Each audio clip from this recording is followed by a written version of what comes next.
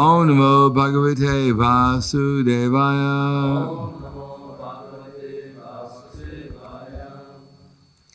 Srimad Bhagavatam, Canto 7, Chapter 1, the Supreme Lord is equal to everyone. We begin with text 44, which we're not going to read the Sanskrit, just the translation, because there's no purport. Thereafter, the same Jai and Vijay, the two doorkeepers of Lord Vishnu, took birth as Ravana and Kumbhakarna, begotten by Vishrava in the womb of Keshini. They were extremely troublesome to all the people of the universe. Text 45. Narada Muni continued, My dear king, just to relieve Jai and Vijay of the Brahmana's curse, Lord Ramachandra appeared in order to kill Ravana and Kumbhakarna. It will be better for you to hear narrations about Lord Ramachandra's activities from Markandeya. In their third birth, Jai and Vijay, in their third birth, the same Jai and Vijay appeared in a family of Kshatriyas as your cousins, the sons of your aunt, because Lord Krishna has struck them with his disc. All their sinful reactions have been destroyed, and now they are freed from the curse. Purport. In their last birth, Jai and Vijay did not become demons or rakshasas. Instead, they took birth in a very exalted Kshatriya family related to Krishna's family. They became first cousins of Lord Krishna and were practically on an equal footing with him. By personally killing them with his own disc, Lord Krishna destroyed whatever sinful reactions were left in them because of the curse of the Brahmanas. Narada Muni explained to Maharaj Yudhisthira that by entering Krishna's body, Shishupal re-entered Vaikuntha Loka as the Lord's associate. Everyone had seen this incident.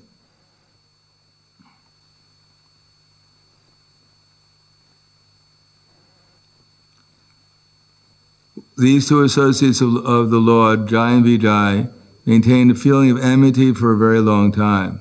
Because of always thinking of Krishna in this way, they regained the shelter of the Lord, having returned home back to Godhead. Purport, whatever their position, certainly Jai and Vijay always thought of Krishna. Therefore, at the end of the Mausala Leela, there are these two associates of the Lord returned to Krishna. There is no difference between Krishna's body and Narayan's body. Therefore, although they visibly entered the body of Krishna, they actually re-entered Vaikuntha Loka as the doorkeepers of Lord Vishnu. Through Lord Krishna's body, they returned to Vaikuntha, although they seem to have attained Swayuja Mukti in Krishna's body. Maharaj Yudhisthira inquired, My dear Lord Narada Muni, why was there such enmity between Hiranyakashipu and his beloved son Prahlad Maharaj? How did Prahlad Maharaj become such a great devotee of Lord Krishna? Kindly explain this to me. Namo Vishnu Padaya Krishna Prasthaya Bhute Srimate Bhaktivedanta Swami Namane Namaste Saraswatam Deve Gauravani Pacharane Nirvishesha Shnivadi Paskatya Desatarne. Srimad Bhagavatam has different topics. There are 10 topics, it is said. And also there's 12 Mahajans, Swayambhu, Narada, Shambhu, Kumara, Kapilomanu, Prahlada, Janatas, Bhishmo, Vayur, Vyasakir, Vayam. So the Bhagavatam is not only about the different incarnations, but also about the different Mahajans. Because we only really have access to the incarnations, we can only understand the incarnations, practically speaking, through the feelings of the devotees, the great devotees, through their understanding and feelings, because Krishna is unlimited, and we get access to the unlimited Supreme Lord through his representatives. And that's called disciple succession. Now, Shukadeva Goswami, or here in this case, Yudhisthira Maharaj is inquiring from from Narada Muni, and he wants to hear about these great devotees, because the devotees want to hear about the devotees of Krishna. And that way they can actually understand Krishna through the feelings of the devotees in his different incarnations. And we can understand the feeling of those devotees through the disciple succession, and therefore Prabhupada is giving us access to those feelings and those activities, the name, form, quality, and pastimes of Krishna, as well as his devotees, through his purports, which are derived from the transcendental feelings and understanding of the previous acharyas. It's called transparent media. And it's our business to actually try to develop the same understanding as the acharyas, and the same, ultimately be receptive to the transcendental emotions and feelings that are coming down in disciple succession through these activities of Krishna and his devotees. Then that's called Krishna consciousness. Otherwise, it may seem that we're just going from one story to the next, from one canto to the next. It doesn't really necessarily make too much sense what we're trying to do.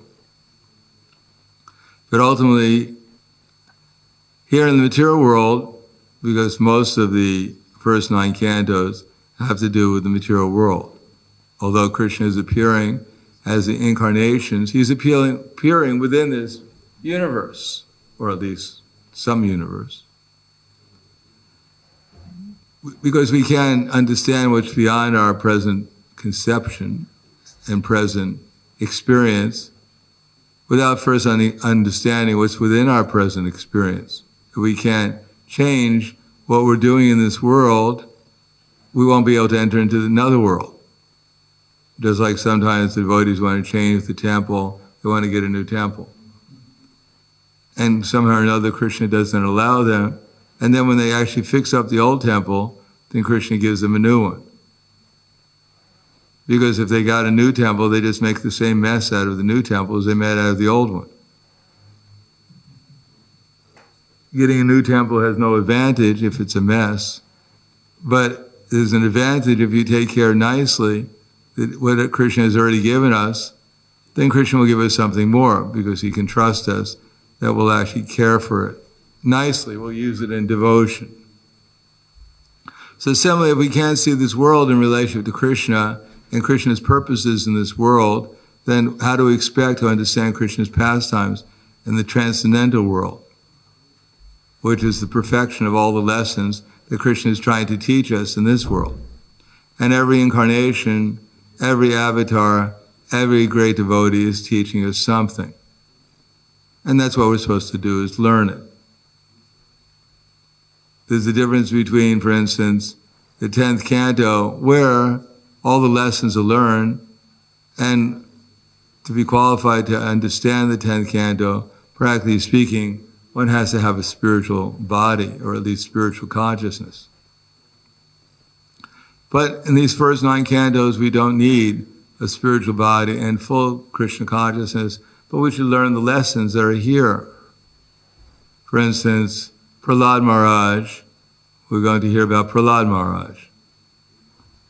So Prahlad Maharaj has a lot to teach us, as he was teaching his demon friends, as he was teaching his father.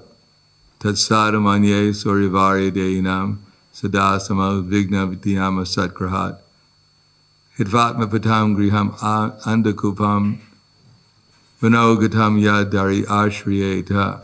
So, we may think, Hiranyakashipu was a demon and we're all pure devotees. We have nothing to learn.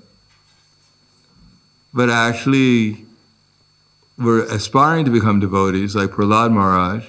So when he's instructing a demon like Hiranyakashipu, we probably have something to learn too, because we're not completely out of the woods of having this demoniac tendency. So, Prahlad Maharaj is going to give us so many instructions. Actually, Chaitanya Mahaprabhu, he liked to hear 2 stories. One of them was the pastimes of of Dhruva Maharaj, and the other was the pastimes of Prahlad Maharaj. Therefore, we're getting a chance to hear the same stories that Chaitanya Mahaprabhu would like to hear again and again. At least we're going to hear them again.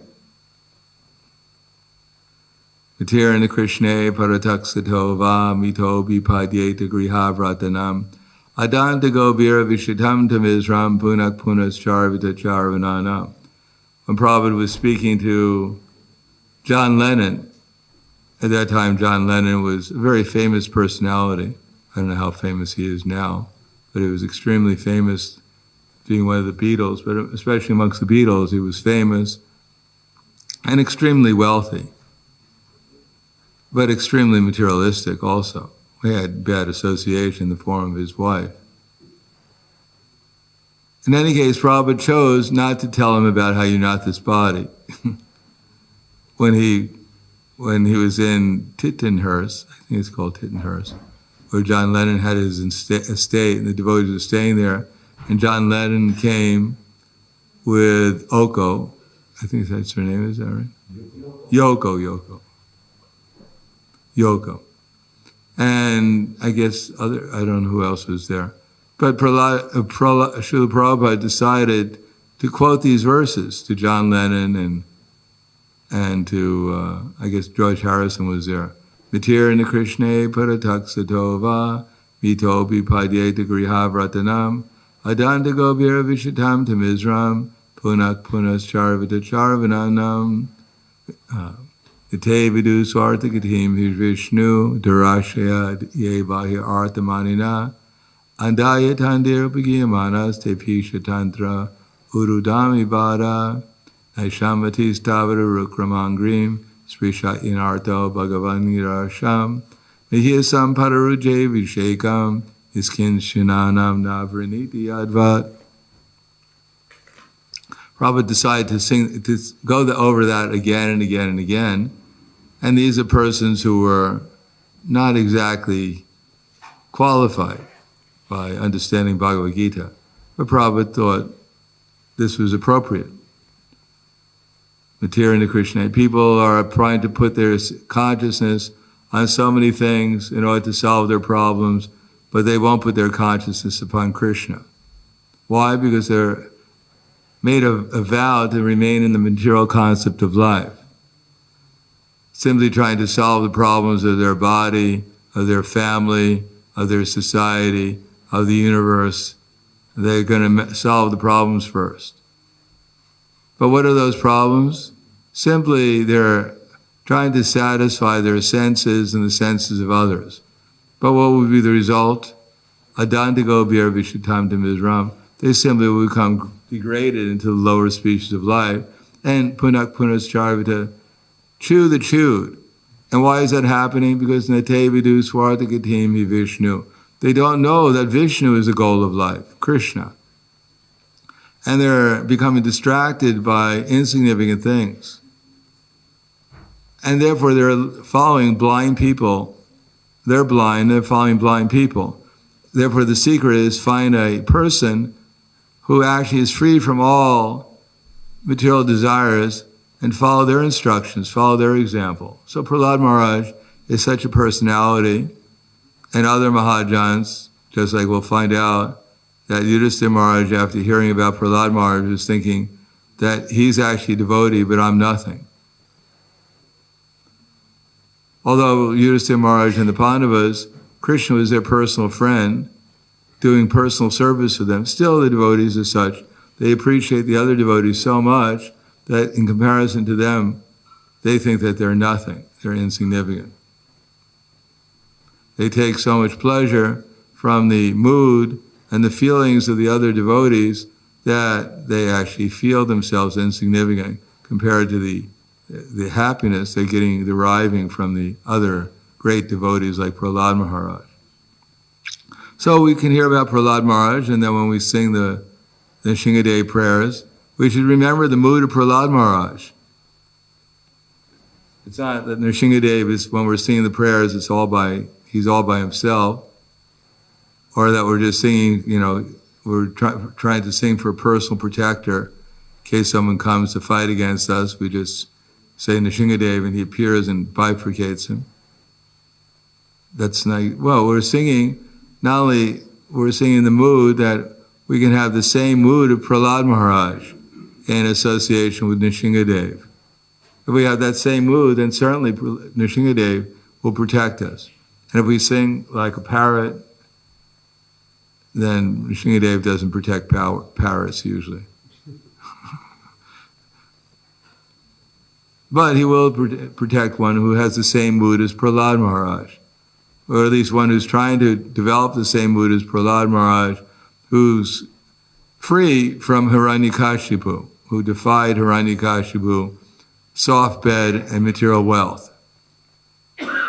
So in the association of Prahlad Maharaj and the ecstasy that he felt, and the fearlessness that he felt, we can also experience that same ecstasy of loving Lord Nrsimhadev, who is Lord Krishna himself, and that same selfless mood of love and devotion, free from the influence and the danger of soft beds and gold, sense gratification, and material economic development for sense gratification. That these are said, as Prahlad Maharaj said, in this world there's no real enemy except for the uncontrolled mind. The uncontrolled mind is uncontrolled by hankering for wealth and for sense gratification, and always disappointed that we never have enough wealth and sense gratification.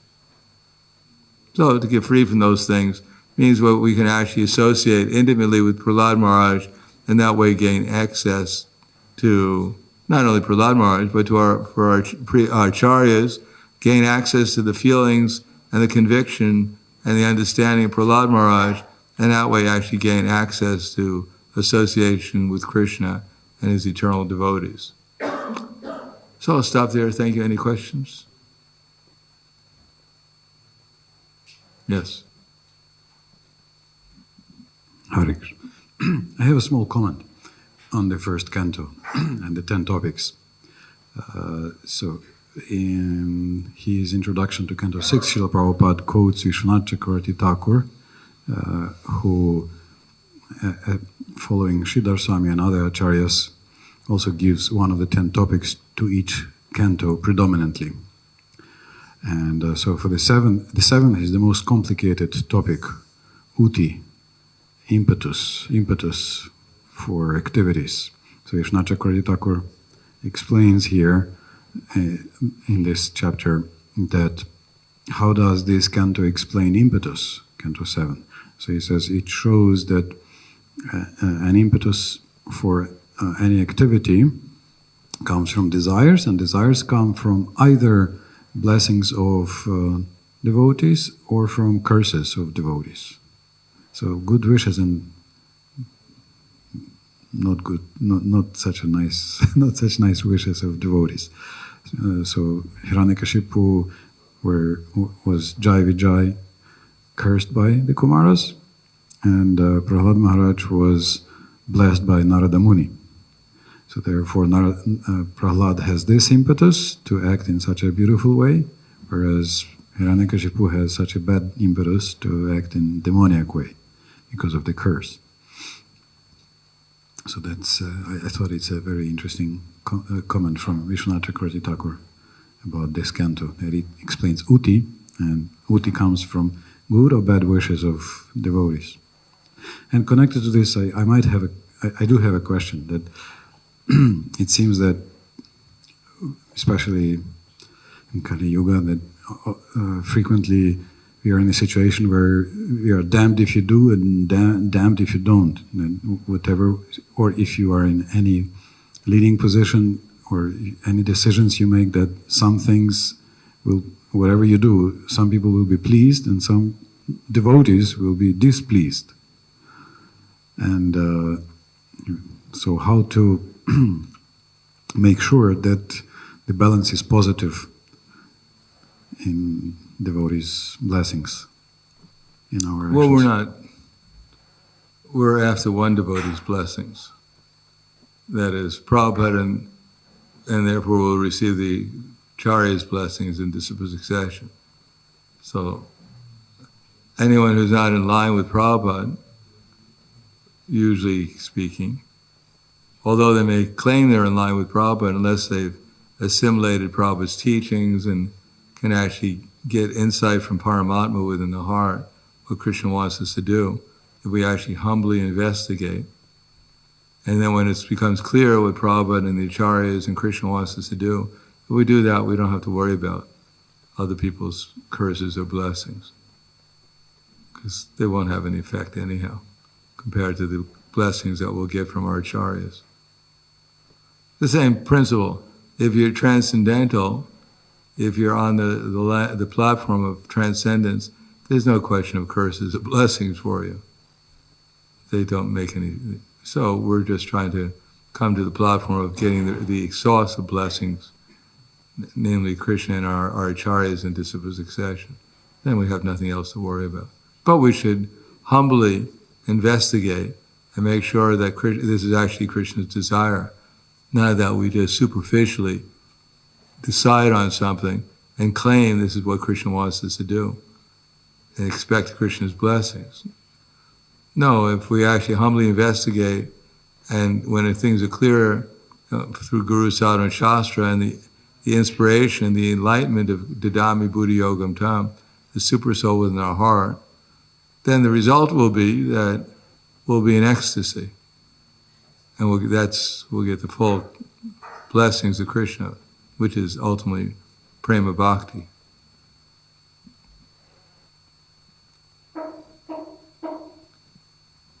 Anything else? Yes. Hare Krishna. Maharaj, I have a question regarding to blessings.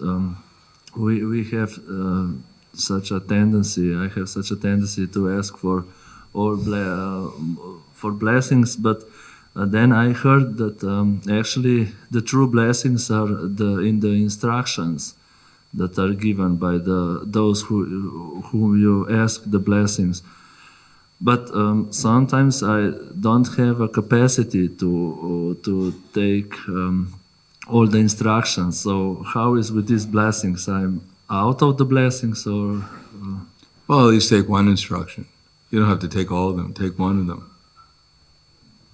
But without molding our lives in terms of the instructions of Krishna, then how can we expect blessings? We don't mold our lives in terms of the instructions of Krishna, then we'll be molding our lives in terms of the instructions of someone who's not Krishna. So we have a choice. There's not like some in-between. Either we surrender to Krishna, or we're already surrendered to the illusory energy in the form of so many instructions coming from some other people. Andaya tandira pagiyamanas te piksha tandra rudami bada.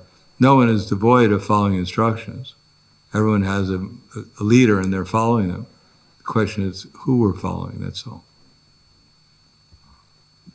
So better add a little bit each day, the instructions coming through our acharyas in disciple succession. And that way we'll give up a little each day of some of the other persons we've been serving since time immemorial who are taking us away from Krishna. Thank you. It makes sense. Anything else? Thank you very much. Grantaraj Srimad Bhagavatam ki jai. Srila Prabhupada ki jai. Gaur Premanande.